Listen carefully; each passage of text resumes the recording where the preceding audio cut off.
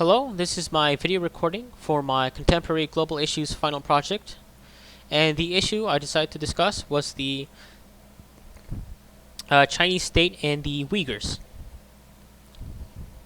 So, who are the Uyghurs? The Uyghurs are an ethnicity located in the Xinjiang region in northwest China. They are an ethnicity that identifies themselves as Muslim Turkic, and because of this, they tend to see themselves more culturally connected to Central Asian countries than that of Eastern Asian countries like China. And many Uyghurs identify their homeland as East Turkestan, which was what Xinjiang was previously, but then in the early part of the 20th century, when Uyghurs briefly declared independence, the region was brought under the complete control of Communist China in 1949. And then till this day, a majority of the Uyghur population live in the Xinjiang region with a population of 11 million. And these are just some images of the Uyghur people.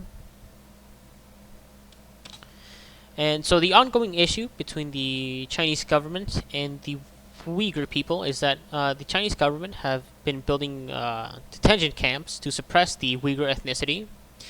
And so far, there have been 85 camps built and are all located in the Xinjiang region.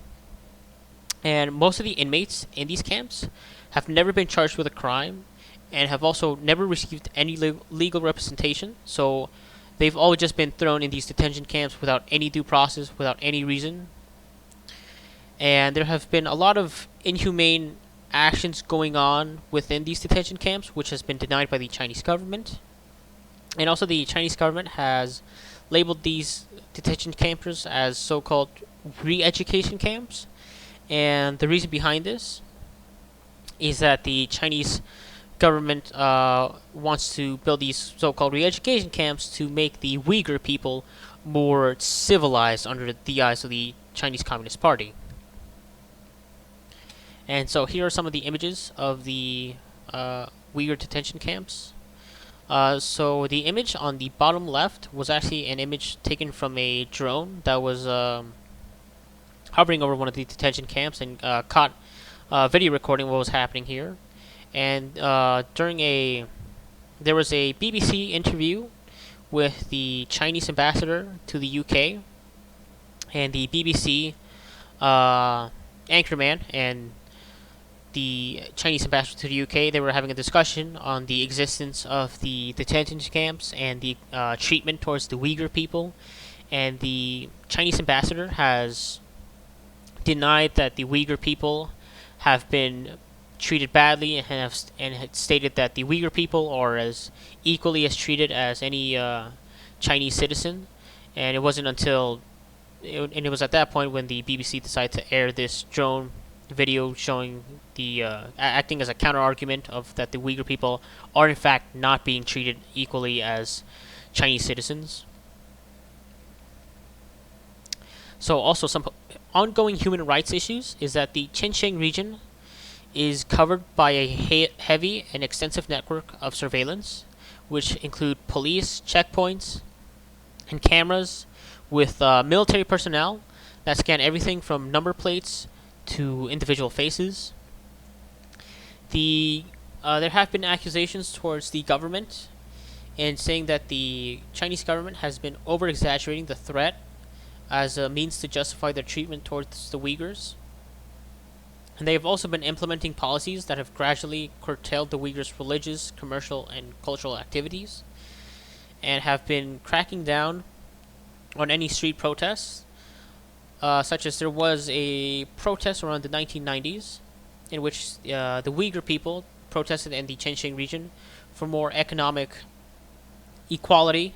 They wanted to be economically treated the same way as any Chinese citizen, but the Chinese government completely decided to respond with just completely cracking down on protesters.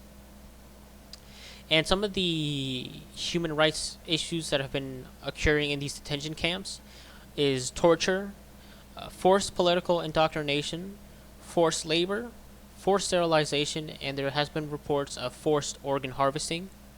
And as I mentioned before, many of the Uyghurs that have been arrested They've been arrested without due process. They haven't gone through the legal system whatsoever.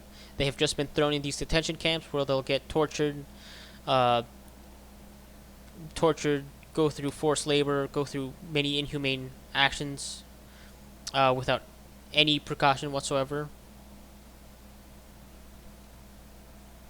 And here are some of the images of the that I just decided to put in for the slide. So the one on the bottom left is a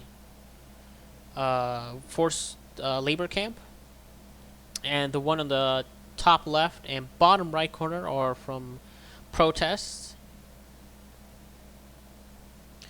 And so far, so China's excuse, as mentioned before, they've been labeling these camps as re-education centers as a means to trying to so-called civilize Uyghur people. They also see this as a necessary measure against separatist violence in Xinjiang.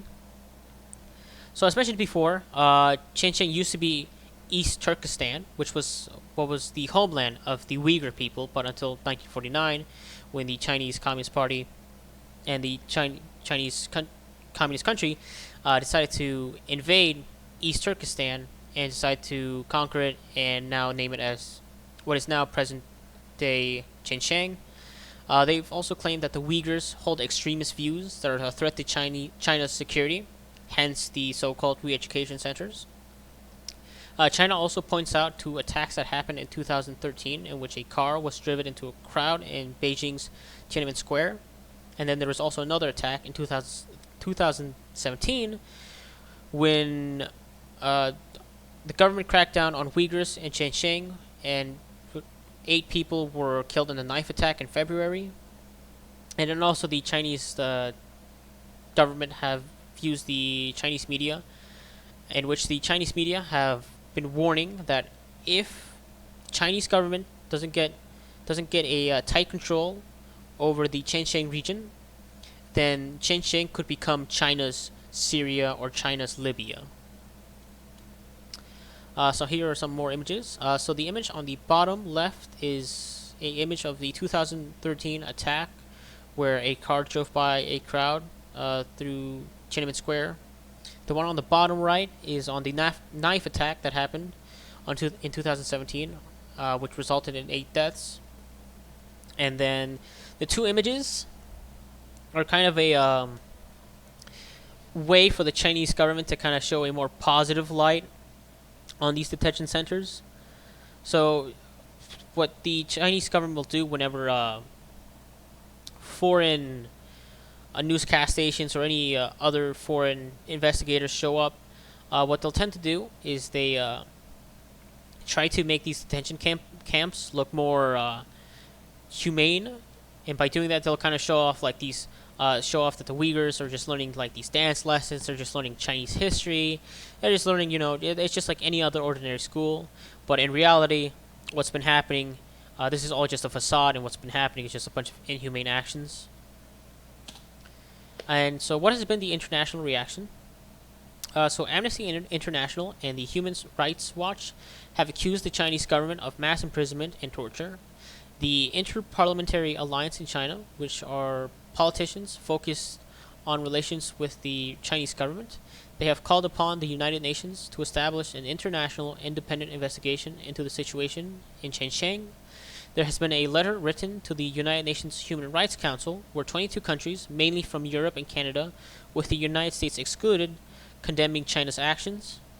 But then 4 days later, after the letter of condemnation, 37 countries signed their own letter that defended China's actions, stating that China is protecting themselves from terrorism, separatism, and religious extremists, in which many of those who signed the letter were from Muslim-majority countries like Saudi Arabia, Egypt, and Qatar.